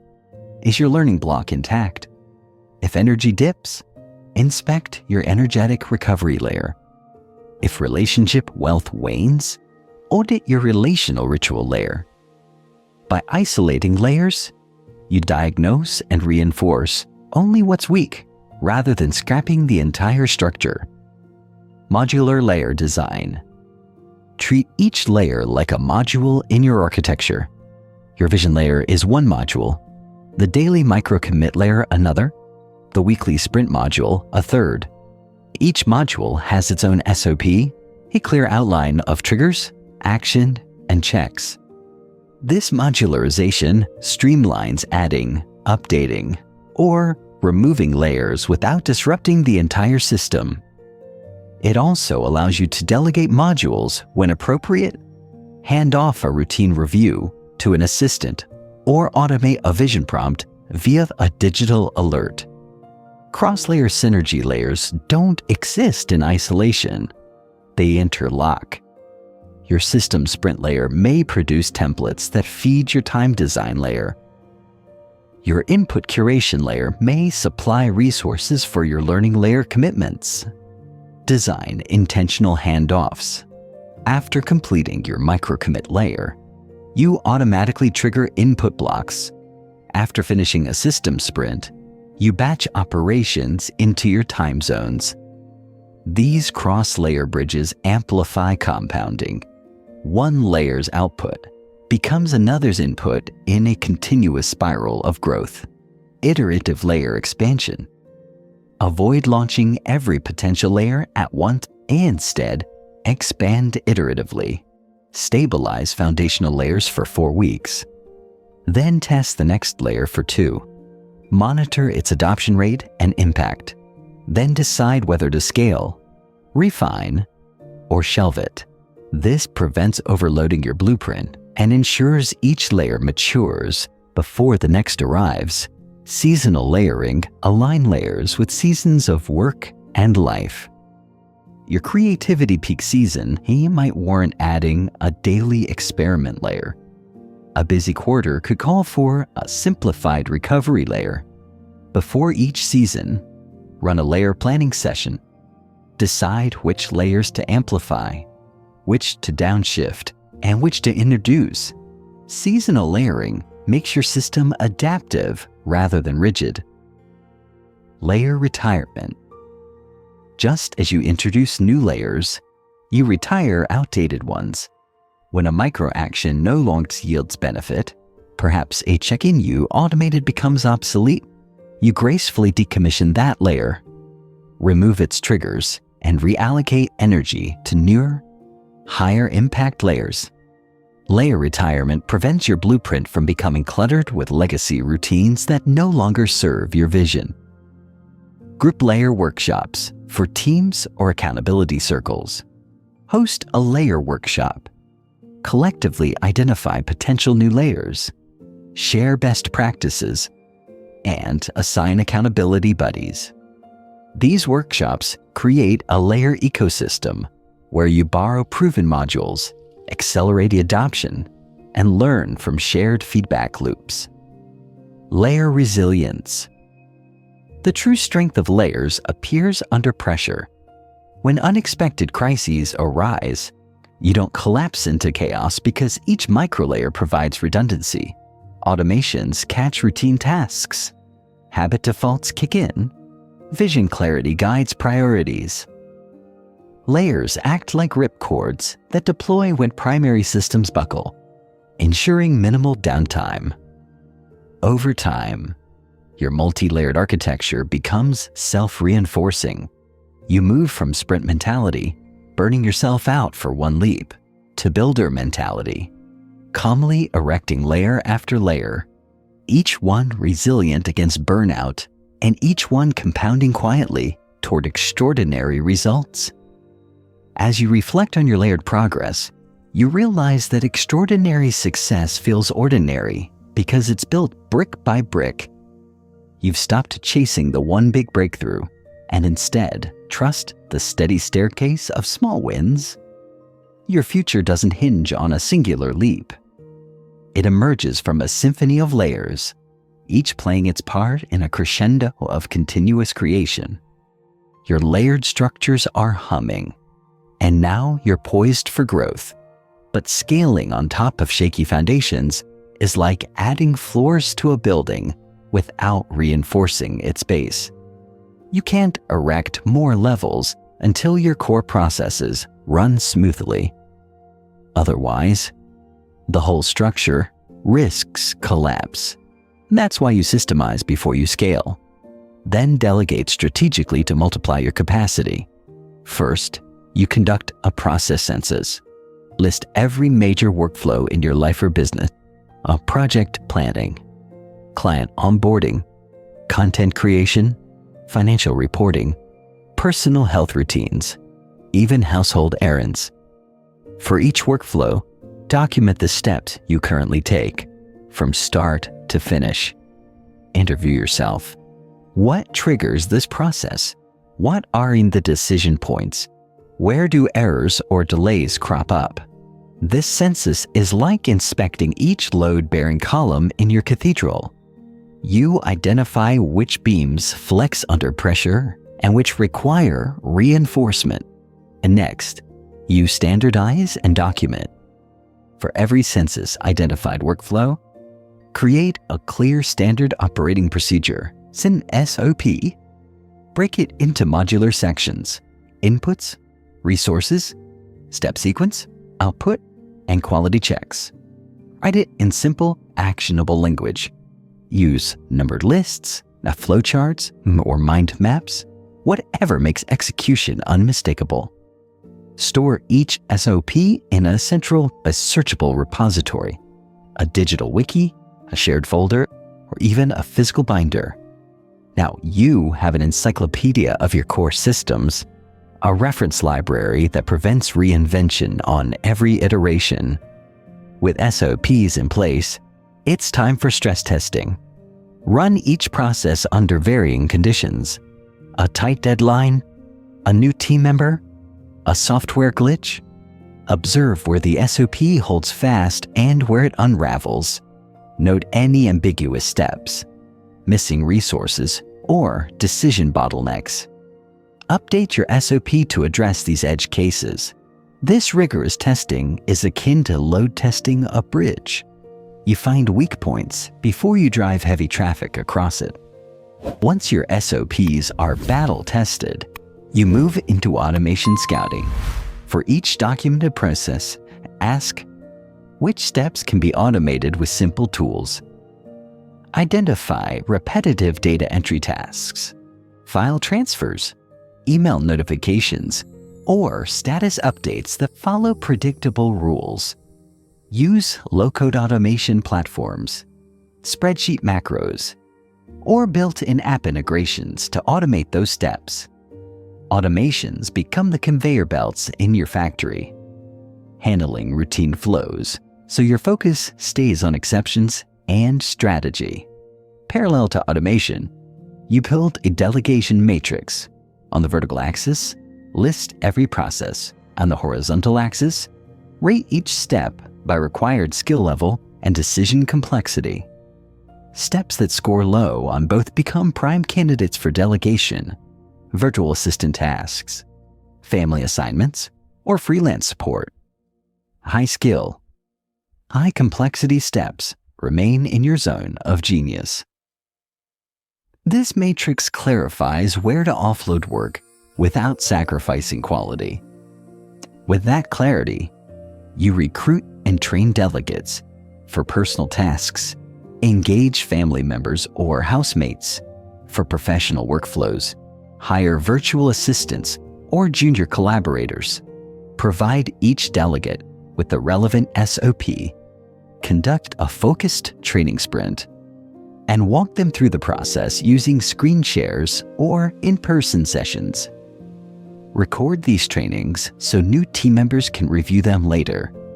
Each training builds a transfer of institutional knowledge, reducing your direct involvement over time. As delegates begin executing, you institute performance dashboards, track process metrics, turnaround times, error rates, compliance percentages, and satisfaction scores. Display these KPIs on a shared dashboard. Update it automatically via your automations. You now have immediate visibility into every delegated process, enabling quick interventions when metrics stray.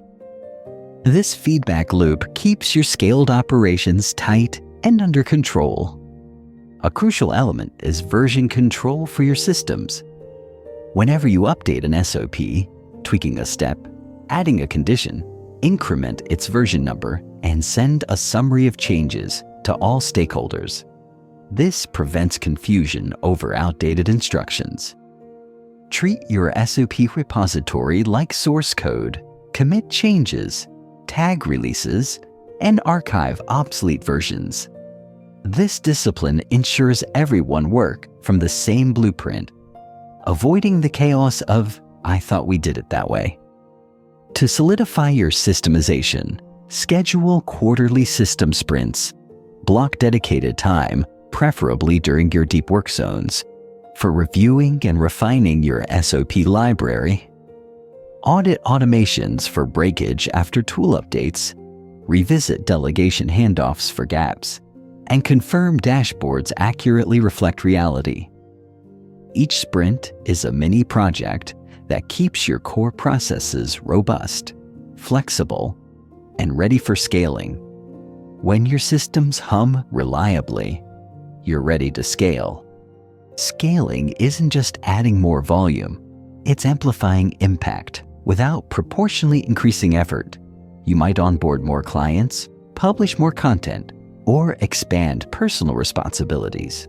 But because your foundation is fortified, SOPs, automations, delegations, dashboards, you can support that growth without being the bottleneck. Your time investment remains constant while your output multiplies. As you scale, embrace modular expansion. When a new project or venture arises, ask, which existing modules can I repurpose?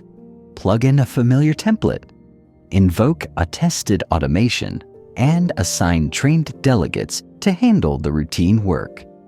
This approach dramatically shortens launch times and reduces risk. You build horizontally across proven layers rather than vertically on untested ground. Be mindful of system entropy. Over time, processes drift, automations fail, and delegates forget SOP details. To combat entropy, integrate system health checks into your weekly review. Randomly select 2 processes, run through them manually, and compare outcomes against your SOP's expected results. If discrepancies emerge, update your documentation or training. This detective work keeps your architecture from quietly decaying. Another powerful pattern is delegation escalation. As delegates master their tasks, identify opportunities to elevate the responsibilities. Promote a virtual assistant from scheduling to invoice management, or coach a collaborator from simple execution to partial SOP authoring. Escalation creates leadership pipelines within your system, building capacity from within rather than endlessly hiring externally. You also cultivate a system stewardship mindset. Ownership of each process isn't merely about execution, it's about continuous improvement. Assign each SOP a steward, a person, or yourself, responsible for monitoring, updating, and advocating for that system. This stewardship role becomes a badge of honor, encouraging proactive enhancements and preventing complacency. When new bottlenecks or scaling challenges arise, you apply a holistic lens, examine the intersection of processes, automation, and delegation. Often problems happen at the seams, where one process's output becomes another's input. Use cross-functional sprints to map these junctions, refine handoff points, and strengthen connectors.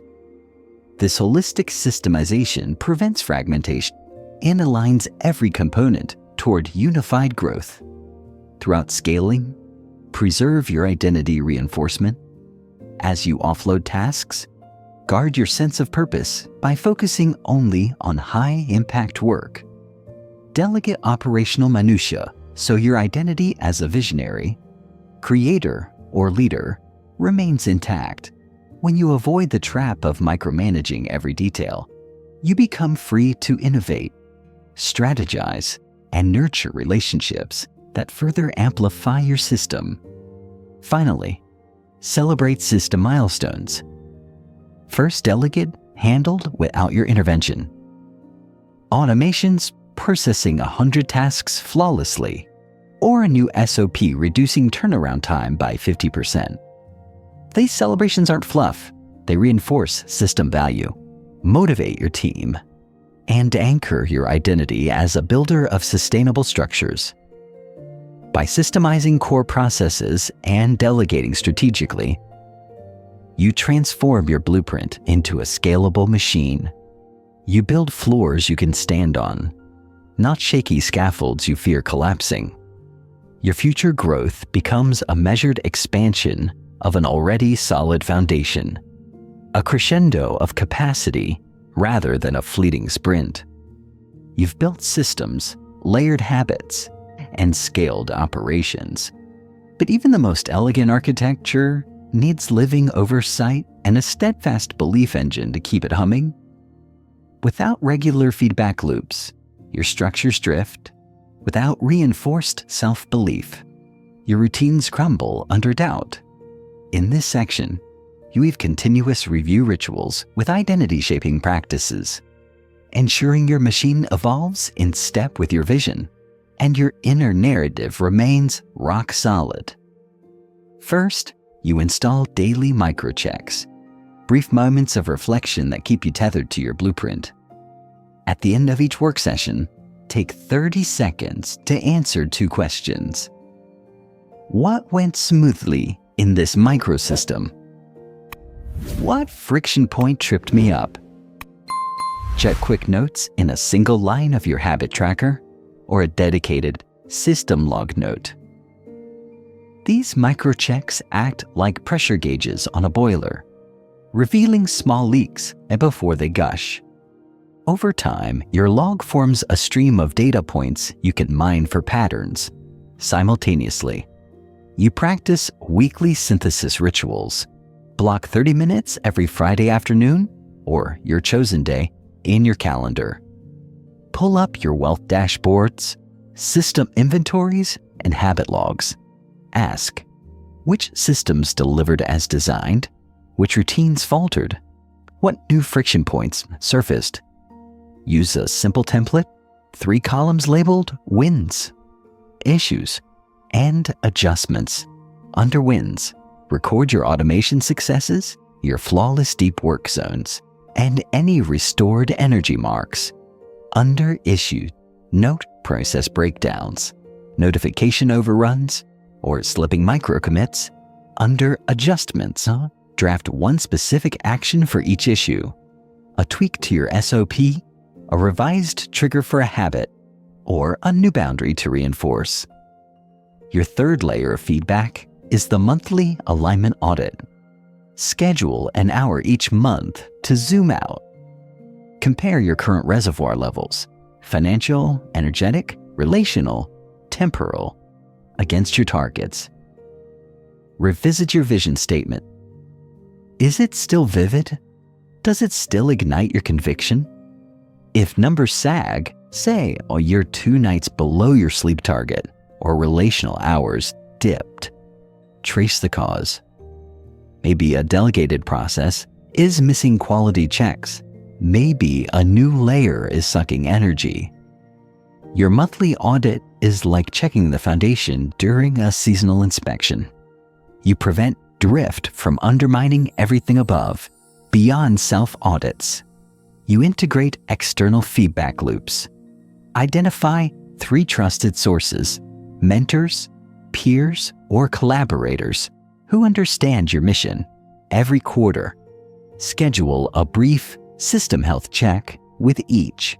Share your wins issues adjustments report.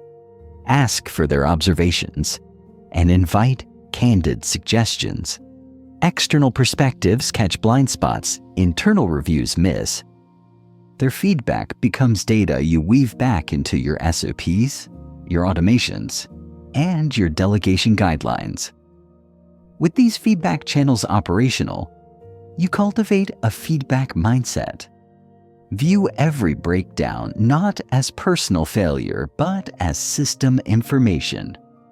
When a deep work block collapses because unexpected emails flooded your inbox, you don't beat yourself up. You note that your notification triage automation needs a new rule. When motivation dips mid-week, you log that your self-belief narrative might be eroding and plan a belief reinforcement exercise. This mindset shift transforms setbacks into design opportunities. Now, to fortify your belief engine, you layer in evidence-based affirmations. At the conclusion of each weekly synthesis, write one sentence that reflects a systems-driven win and ties it to your identity. By following my micro-commit triggers every day, I am someone who builds momentum on autopilot. Save these affirmations in a running journal or a digital note you can access instantly. During moments of doubt, when you question your ability to sustain a habit, read aloud these tangible proof statements. They rewire your self-talk from, I can't stick to routines to I consistently refine and follow my blueprint. Next, you engage in a failure debrief ritual whenever a significant process breakdown occurs. Say, your automation fails for a week or a delegate mishandles a recurring report. Schedule a 10-minute debrief. Document exactly what happened, what triggered the failure, and which system component faltered. Then ask, what does this teach me about my identity? Perhaps you discover that you still harbor a belief that delegation is risky, which sabotaged your willingness to hand off deeper tasks. You then reframe that belief. Delegation, when systemized, multiplies my impact. You write this reframed belief in your affirmation log and test it in a small delegation exercise immediately. This cycle of failure, understanding, belief update ensures your identity evolves in sync with your systems. You also practice identity checkpoints during your daily microchecks. After logging friction notes, ask yourself, what self-talk accompanied this friction? Did you hear, I'm not good at maintaining checklists, or I always break my time blocks? When you spot these narratives, you counter them with evidence. Pull up your habit log and verify the days you did maintain checklists or kept focus blocks. This direct confrontation of limiting self-talk with data creates cognitive dissonance that accelerates identity shifts. To sustain this dynamic interplay between feedback and belief, you schedule quarterly systemic retrospectives. These are longer 2-hour sessions where you gather your SOP repository, system inventory, feedback logs, and affirmation journal. You review system performance metrics, uptime of automations, error rates, delegate compliance percentages, and belief metrics, percentage of positive affirmations practiced, number of failure debriefs completed. You then revise your long-term plan, decommission outdated layers, introduce new systems, and set identity-building challenges for the next quarter. Lead a delegation training workshop, or design a new feedback dashboard. This retrospective cements feedback loops at the heart of your future building strategy. Throughout, you leverage visual feedback cues, use a physical whiteboard or a digital dashboard where you chart live metrics and belief statements. Seeing a green bar rise as you complete micro commits, or a reminder of your core identity affirmation, primes your brain for alignment. These cues become part of your environment system, reinforcing both data-driven corrections and identity reinforcement in real time. Remember, feedback and self-belief are symbiotic. Feedback provides the objective data that corrects your systems, while belief fuels the persistence to implement those corrections. Without feedback, you'd wander blind. Without belief, you'd abandon fixes at the first sign of discomfort. Together, they form a closed-loop engine of growth, data-driven adjustments delivered with unwavering confidence in your capacity. As you integrate these review and reinforcement rituals, your entire blueprint becomes self-regulating. Small misalignments are caught and corrected automatically. Doubts are acknowledged and reframed with evidence. Your systems evolve organically, while your identity strengthens under the weight of accumulated proof. With this living architecture of feedback loops and belief wiring, you no longer fear drift or breakdown. You expect evolution. Your future isn't just built. It's continuously refined by a machine that knows its own design and trusts its builder. Now you've built resilient architectures, layered microsystems, and scaled your processes. But even the sturdiest structures face friction. change, and unexpected stress.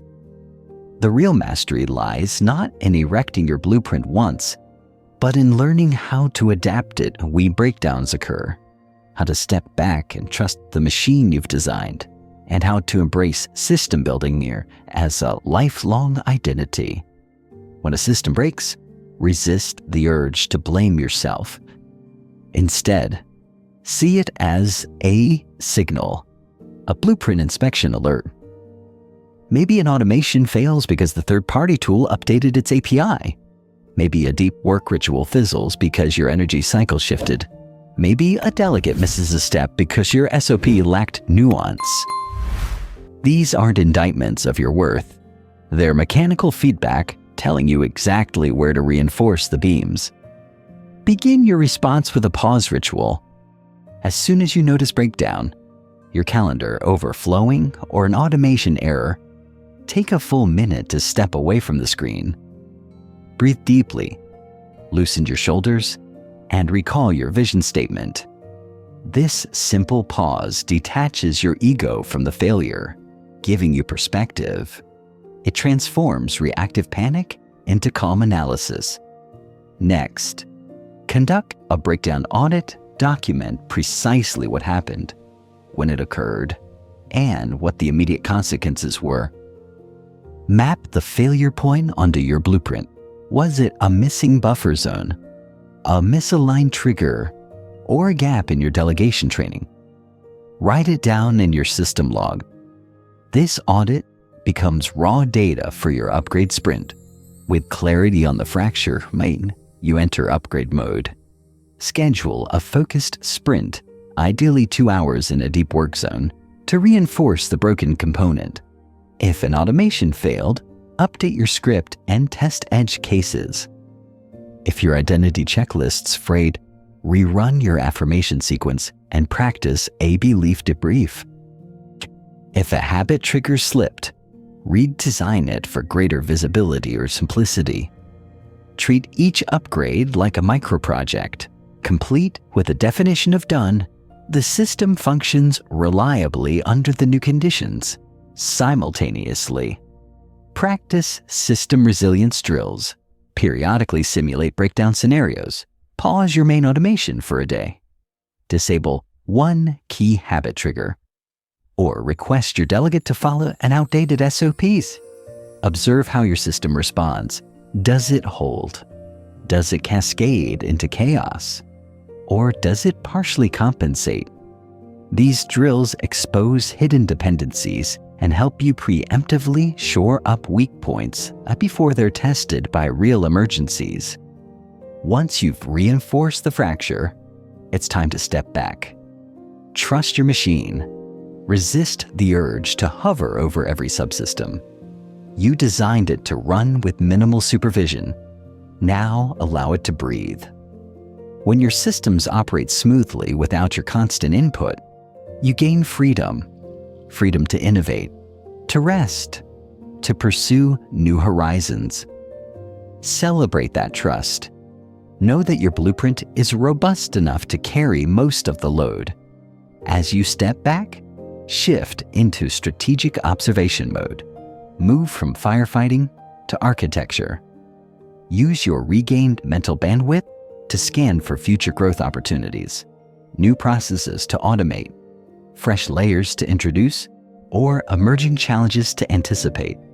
Your role evolves from operator to steward, guiding the system's evolution rather than wrestling with daily tasks. Now, widen your lens. View your future as a living system in progress, not a fixed destination. Every day, you cast votes through your micro actions. If you maintain an upgrade ritual for breakdowns, you reinforce adaptability. If you systematically retire outdated layers, you prevent system bloat. If you regularly launch new sprints to seize emerging opportunities, you shape your future proactively. Your future isn't something that happens to you. It's the sum of every system you design, maintain, and evolve. To embody this mindset, adopt a builder ethos. you are someone who never finishes building. Systems aren't monuments. They're living frameworks that require care. You cultivate a posture of constant curiosity. What's the next refinement? Where can I inject more clarity or efficiency? Which boundary needs reinforcement? This ethos prevents complacency and fuels continuous innovation. Part of stepping back is cultivating patience and persistence. Real growth seldom arrives in sudden leaps. It emerges through incremental upgrades and steadfast maintenance. Celebrate each successful upgrade sprint like a milestone, knowing it strengthens your foundation for larger future expansions. Recognize that slow, consistent refinement compounds into resilience, adaptability, and mastery over time. Your final practice is identity integration. Every time you upgrade a system, you internalize a key truth. I am a system builder who responds to change with design. After each upgrade sprint, pause to reaffirm that identity. Read your affirmation notebook, glance at your progress dashboard, and acknowledge how your actions unfolded from your self-narrative. This integration anchors your identity to your evolving blueprint, making each system enhancement a testament to your capacity. As you continue to build, adapt, and step back, you'll find that challenges become invitations. Instead of fearing breakdowns, you welcome them as signals to improve. Instead of viewing rest as a liability, you see it as essential system maintenance. Instead of chasing illusory leaps, you champion layered progress. Your journey as a system builder is not a project with an end date. It's a lifelong craft. You're constantly polishing your tools, rewiring your identity, and refining your architecture.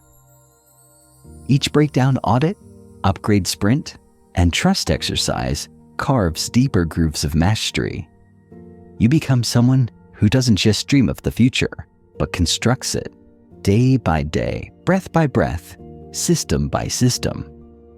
With adaptability woven into your foundation, with the courage to step back and trust, and with a builder ethos driving perpetual refinement, you inhabit a life of effortless growth. Your systems stand ready to carry you through complexity, uncertainty, and change. You don't just survive the future. You shape it, sustain it, and live inside it with unwavering conviction. As you draw this journey to a close, take a moment to let the pace slow. Feel how each deliberate system, each refined routine, and each layered habit has become an extension of your purpose. You're not merely a person reacting to life's currents. You are the architect of your own tides. Trust in the structures you've built and allow them to carry the weight of your ambitions. Remember, every beam in your blueprint was placed with intention. Every automation, ritual, and boundary was designed to serve your highest values. When something falters, it isn't a sign of failure. It's an opportunity to strengthen your design. Embrace those moments with the patience of an experienced builder, confident in your ability to adapt. Let this closing thought rest in your mind. Your future is not a distant destination, but a living system unfolding beneath your hands. Each day, you add another layer, refine another process, and reinforce another belief. And in that steady, unhurried rhythm, you discover that growth isn't a race. It's a long, graceful ascent, where every step lifts you closer to effortlessly living your defined vision. Breathe in the quiet power of a life engineered for abundance. Exhale the need to hustle blind. You have the blueprint, the tools, and the identity of a defender of your own potential. Now, let your systems run. Let your energy flow and let your future blossom, one elegant layer at a time.